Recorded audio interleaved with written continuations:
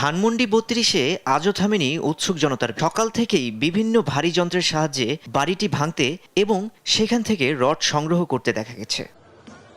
বাড়িটি দেখতে ঢাকাসহ বিভিন্ন জেলা থেকে ব্যাপক আগ্রহ নিয়ে এসেছেন তারা। জানান, স্বৈরাচারের আইকনের ধ্বংস নিজ চোখে দেখতে এসেছেন এখানে। ধানমন্ডি ৩২-এর বাড়ির ধ্বংসস্তূপ দেখতে এসে জুলাই গণ অভ্যুত্থানের শহীদ এক বাবা এখানে হাসপাতাল নির্মাণের দাবি জানান। আমি একজন শহীদের বাবা হিসেবে আমার আজকে এখানে এসে আমাকে সারা পৃথিবী দিলে আমার সন্তান আমি পাবো না, কিন্তু আমার মনে একটু কষ্ট হলো, আমি আজকে একটু হলে আমার কষ্ট দূর হচ্ছে।